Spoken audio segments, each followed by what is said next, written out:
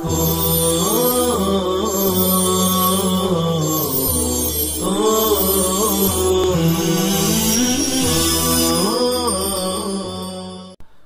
اللہ الرحمن الرحیم والصلاة والسلام علی رسول اللہ وعلی آلہ واصحابہ اجمعین، اما بعد۔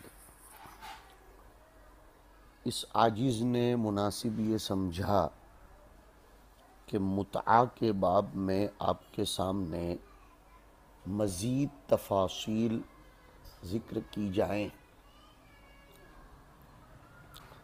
پارہ نمبر 5 کی ابتداء میں اللہ رب العزت ارشاد فرماتے ہیں کہ وَمَن لَّمْ يَسْتَطِعْ مِنْكُمْ طَوْلًا أَن يَنكِحَ الْمُحْصَنَاتِ سے پہلے آپ دیکھیے بالکل شروع میں کہ وَأُحِلَّ لَكُم مَّا وَرَاءَ ذَلِكُمْ ان تبتغوا باموالکم محسنین غیر مسافحین فما استمتعتم به منہن فآتوہن اجورہن فریضہ وأحل لکم ما وراء ذلکم ان تبتغوا۔ اس آیت کریمہ میں شرائط نکاح کی طرف اشارہ ہے۔ تبتغوا سے ایجاب و قبول مستفاد ہو رہا ہے، اور باموالکم سے مہر کے لین دین کا ثبوت ہو رہا ہے، اور محسنین سے مستفاد ہوتا ہے کہ نکاح میں مقصود پاک دامنی ہو۔ جن لوگوں نے حلت متعہ پر فَمَسْتَمْتَعْتُمْ بِهِ مِنْهُنَّ میں لفظ استمتاع اور فَآتُوهُنَّ أُجُورَهُنَّ فَرِيضَةً میں لفظ اجر سے استدلال کیا ہے، نیز انہوں نے ایک قرات شاذہ فَمَسْتَمْتَعْتُمْ بِهِ مِنْهُنَّ إِلَىٰ أَجَلٍ مُّسَمًّى سے بھی استدلال کیا ہے۔ جوابات سنیے۔ مہر بھی تو ایک قسم کا اجر ہے، دوسرا یہ کہ قرات شاذہ دلیل نہیں ہوتی، تیسری بات یہ ہے کہ اگر الی اجل مسمى کو تسلیم بھی کر لیا جائے تو موصوف اور صفت اجل مسمن دونوں نکرہ ہے، اور تنوین تقلیل اور تکثیر دونوں پر دلالت کرتی ہے۔ تو اب مطلب یہ ہوگا کہ عورت کو چاہے ایک دن استعمال کرو یا زیادہ دن، بہر صورت مکمل مہر واجب ہوتا ہے، یا یہ کہہ لیجئے کہ الی اجل مسمن سے الی اجل مسمن فی علم اللہ تعالی مراد ہے، ورنہ حرمت متعہ پر کئی ایک دلائل قائم کیے جا سکتے ہیں۔ نمبر 1، والذین هم لفروجہم حافظون الا علی ازواجہم او ما ملکت ایمانہم فانہم غیر ملومین۔ ان دو کے علاوہ فرمایا فمن ابتغى وراء ذلك فاولئک هم العادون۔ نمبر 2 دلیل روایات علی رضی اللہ عنہ جو ہم نے سبق کے 74ویں قسط میں پڑھ لیے۔ نمبر 3 شیعہ لوگ جس متعہ کو حلال کہتے ہیں وہ تو کسی بھی مذہب میں حلال نہیں تھا، اس لیے کہ اس میں نہ شاہد ضروری، نہ عدت، نہ طلاق۔ نمبر 4 بات یہ ہے کہ متعہ برزخی حیثیت کا حامل ہے، نکاح اور طلاق کے درمیان۔ عورت متعہ میں نہ تو میراث کی مستحقہ بنتی ہے اور نہ ہی مفارقت کے لیے طلاق کی ضرورت پڑتی ہے۔ نمبر 5، وَلْيَسْتَعْفِفِ الَّذِينَ لَا يَجِدُونَ نِكَاحًا حَتَّى يُغْنِيَهُمُ اللَّهُ مِنْ فَضْلِهِ۔ دیکھیے، اگر متعہ جائز ہوتا تو وَلْيَسْتَعْفِفِ الَّذِينَ والی آیت کا کیا جواب دیں گے؟ نمبر 6، فَإِنْ خِفْتُمْ أَلَّا تَعْدِلُوا فَوَاحِدَةً أَوْ مَا مَلَكَتْ أَيْمَانُكُمْ۔ نمبر 7، وَمَنْ لَمْ يَسْتَطِعْ مِنْكُمْ طَوْلًا أَنْ يَنْكِحَ الْمُحْصَنَاتِ الْمُؤْمِنَاتِ فَمِمَّا مَلَكَتْ أَيْمَانُكُمْ مِنْ فَتَيَاتِكُمُ الْمُؤْمِنَاتِ۔ اگر متعہ حلال ہوتا تو عنت، خوف زنا اور حاجت صبر متحقق ہی نہ ہوتا اور نہ ہوگا۔ حضرت عبداللہ ابن عباس کا معاملہ جہاں تک ہے تو ترمذی شریف میں آیا کہ متعہ کی حلت کے قول سے انہوں نے رجوع فرمایا تھا۔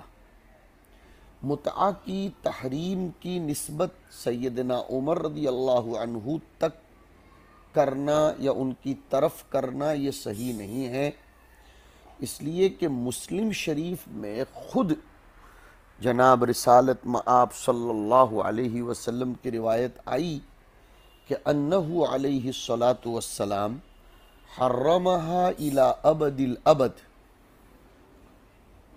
حضرت عمر نے اس کا اظہار فرمایا، اس تحریم کی ترویج اور نشر و اشاعت فرمائی۔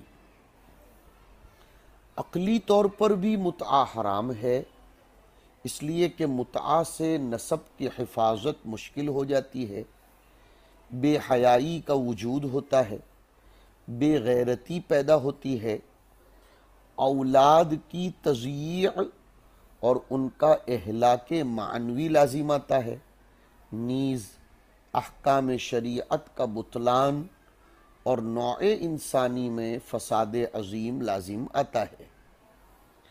حلت جماع کو تزوج اور ملک یمین میں محصور کر لیا گیا ہے اور متعہ ان میں سے ایک بھی نہیں ہے۔ خود شیعوں کے ایک بہت بڑے عالم کتاب الاعتقادات میں لکھتے ہیں کہ اسباب حل المرأة عندنا اربعۃ: النکاح وملک الیمین والمتعة والتحلیل۔ فرقہ امامیہ شیعہ کی کتاب استبصار جلد نمبر 2 کے صفحہ نمبر 77 پر اور فروع کافی جلد نمبر 2 کے صفحہ نمبر 192 پر شیعوں نے خود سیدنا علی رضی اللہ تعالی عنہ سے حرمت متعہ کو ثابت کیا ہے۔ امام خطابی لکھتے ہیں کہ سیدنا ابن عباس شروع میں متعہ کی اباحت کے جو قائل تھے وہ اس کی تأویل کرتے تھے کہ مضطر مجبور کے لیے طول عزبت کی بنا پر، قلت یسار کی بنا پر جائز ہو، لیکن پھر عبداللہ ابن عباس نے بھی توقف کیا اور اس کی حلت کے فتوے سے امساک فرما لیا۔ حضرت عمر نے تو محض اظہار و اشاعت تحریم کی غرض سے تخویف و تہدید فرمائی تھی۔ ہم چلتے ہیں پھر حرمت متعہ کے دلائل کی طرف۔ دلیل نمبر 8، فَمَسْتَمْتَعْتُمْ بِهِ مِنْهُنَّ، ہن کی ضمیر ما وراء ذالکم کی طرف نکاح صحیح کے طور پر راجع ہے، جس کو مقید کیا گیا ہے بِإِحْصَان سے، بِإِحْصَانٍ غیر مصافح، اور متعہ تو صرف مصافحت ہی مصافحت ہے۔ دلیل نمبر 9، حلت نکاح اور حرمت متعہ کی کہ فَمَسْتَمْتَعْتُم میں فا سے تفریع ما سبق پر کی جا رہی ہے، نہ کہ حکم جدید بیان ہو رہا ہے، ورنہ فا نہ آتی بلکہ واو آتا۔ دلیل نمبر 10 حرمت متعہ کی، الی اجل مسمى، عقد کی غایت و انتہا نہیں ہے، استمتاع و انتفاع کی غایت و نہایت ہے۔ دلیل نمبر 11 فَانْكِحُوهُنَّ بِإِذْنِ أَهْلِهِنَّ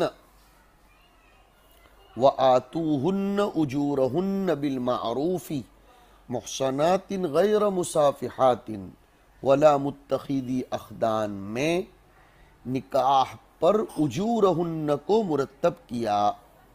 فَانْكِحُوهُنَّ بِإِذْنِ أَهْلِهِنَّ وَآتُوهُنَّ أُجُورَهُنَّ، پتہ چلا کہ مہر پر بھی اجر کا اطلاق ہوتا ہے۔ دلیل نمبر 12 الی اجل مسمن سے موت مراد ہے، اور دلیل نمبر 13 منسوخ مان لیا جائے گا۔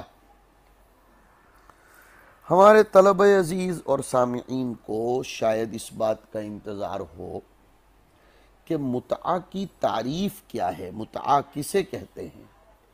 شیعوں کے یہاں متعہ کی تعریف سنیے، محرمات اور شوہر والیوں کے سوا، محرمات اور شوہر والیوں کے سوا جس کسی عورت سے جتنی مدت کے لیے چاہے جس قدر اجرت معینہ پر وہ راضی ہو سکے، بلا گواہ کے اس سے عقد کرے، پھر مرور مدت معینہ کے بعد بلا طلاق، تفریق اور عدت کی بھی ضرورت نہ ہو۔ تعریف سن کر اندازہ ہو رہا ہوگا کہ یہ تو صریح زنا ہے جو کبھی بھی حلال نہیں ہوا۔ اہل سنت والجماعت کے یہاں نسخ سے پہلے جو متعہ مباح تھا اس کی تعریف الگ ہے۔ وہ اس متعہ کے باب میں جو شیعوں کے یہاں ہے کہتے ہیں کہ وہ تو کبھی بھی مباح نہیں ہوا۔ جو متعہ اہل سنت کے یہاں قبل النسخ مباح تھا اس کی تعریف یہ ہے کہ نکاح مؤقت، گواہوں کے سامنے، ولی کی اجازت سے، مرور مدت کے بعد بلا تفریق طلاق ہوگی، مگر استبراء رحم کے لیے ایک حیض کی عدت ضروری ہے۔ گویا اہل سنت کے یہاں نکاح صحیح مؤبد اور نکاح مؤقت میں صرف مؤقت و مؤبد، میراث اور عدم میراث کا فرق ہے، باقی دیگر شرائط میں یکساں ہے۔ تو اب اہل سنت کے یہاں اس کو متعہ مجازن کہا گیا ہے۔ ابن عباس فرماتے ہیں لا نکاح ولا صفاح، حرمت نکاح متعہ کا پہلا اعلان سن 7 خیبر میں حضرت علی رضی اللہ تعالی عنہ سے روایت ہے کہ ہوا۔ پھر سن 8 غزوہ اوطاس میں سلمہ ابن اکوع کی روایت ہے کہ اس کا حرمت کا اعلان ہوا۔ پھر سن 9 تبوک میں حضرت ابو ہریرہ سے روایت ہے کہ حرمت کا اعلان ہوا۔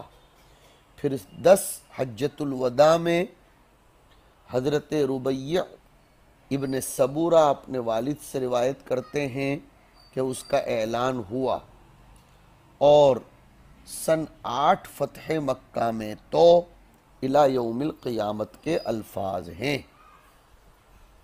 ربیع ابن سبورہ سن 10 میں حجۃ الوداع میں اپنے والد سبورہ سے روایت کرتے ہیں۔ ابن عباس اگر اس کی اباحت کے کسی زمانے میں قائل تھے تو اس لیے کہ انہیں اس کی حرمت کا علم نہیں تھا، وہ ہجرت سے 2 سال پہلے تو پیدا ہوئے ہیں، یا تو وہ اس لیے قائل تھے کہ وہ کہتے تھے کہ اباحت منقطع ہوئی تھی ارتفاع ضرورت کی بنیاد پر، اب اگر ضرورت پائی گئی تو پھر اباحت پائی جائے گی، یہ ان کا ظن تھا۔ یا یہ کہیے کہ ابن عباس کا مناظرہ حضرت زبیر اور حضرت علی رضی اللہ عنہما سے ہوا تھا اور ابن عباس نے رجوع فرما لیا تھا۔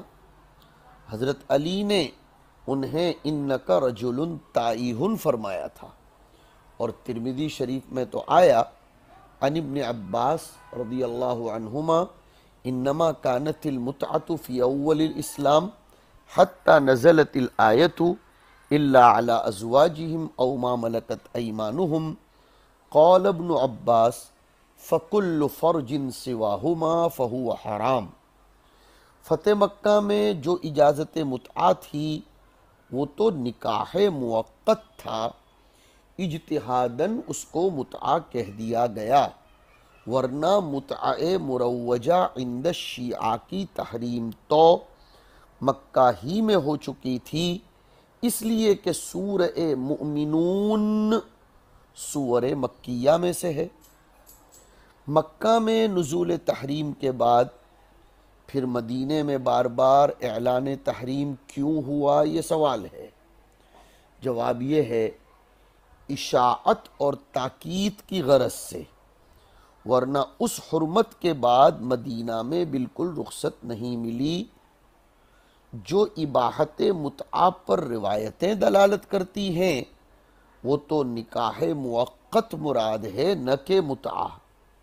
یا یوں کہو کہ سورہ مؤمنون مکی ہے مگر اس میں تحریم اشارتاً تھی، جیسے تحریم خمر مکہ ہی میں اشارتاً ہو گئی تھی، تتخذون منہ سکرن ورزقا حسنا، سکرن کے ساتھ حسنن نہ آنا اور رزقن کے ساتھ آنا، یہ خود کہہ رہا ہے کہ السکوت فی محل البیان یفید الحصر، مگر توضیح اور بیان رسول مدینہ منورہ میں ہوا، اس اعتبار سے تحریم کی نسبت مدینہ کی طرف کی جانے لگی، ورنہ متعہ کی تحریم تو مکہ مکرمہ ہی میں ہو چکی تھی۔